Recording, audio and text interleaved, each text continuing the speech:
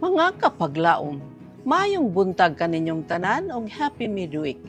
Ang atong hilisgutan karong Hulyo 2, giuluhan og higugmaa ang katawhan sama sa paghigugma ni Kristo kanila.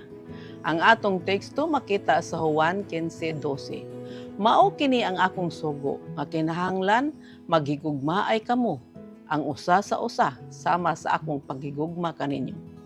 Kapag laom, gikinabuhian ni Kristo ang iyang kaugalingong Diyos nun nga mga pagtudlo. Ang iyang kakugi wala gayud nagdala kaniya nga mahimong mahilayon.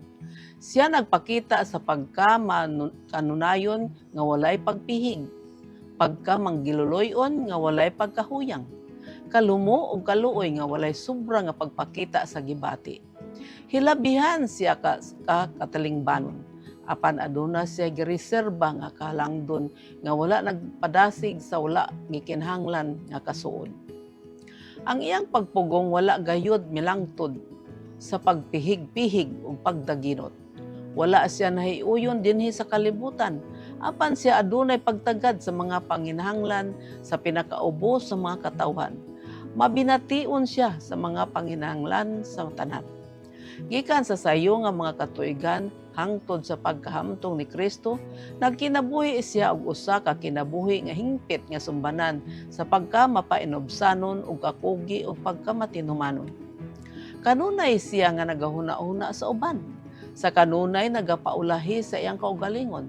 Mianhi siya nga nagdala sa lagda sa langit. Dili ingon nga maoy silbihan, apan ingon nga maoy mosilbi. Ang dili hakog nga kinabuhi ni Kristo usa ka sumbanan alang sa tanan.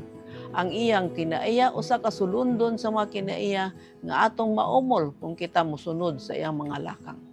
Kapag laom, ang pagkabuutan ug maayo nga paghukom magapalambo sa pagkamapuslanon sa usa ka magbubuhat diha sa gatusan ka mga pilo.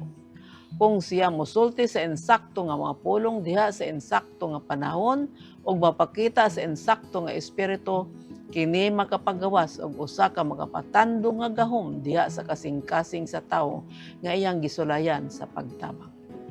Sila kinsa lahi kanato og pagtuo ug doktrina, angay nga pagatagdon og maayo. Sila gipanag-iya ni Kristo.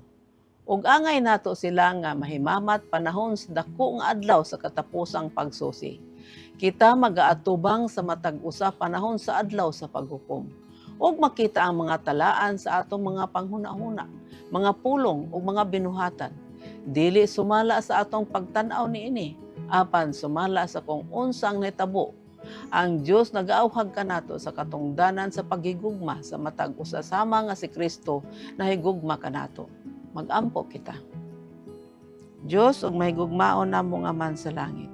Hinaot pa nga among kinabuhian ang kinabuhi ni Kristo pinaagi sa paghigugma sa matag usa kanamo sa mga kami naghigugma ni Kristo. Hatagi kami Ginoo gugma alang sa among mga isigitawo aron maumol kanamo ang kinaiya ni Kristo sa ngalan ni Hesus. Amen.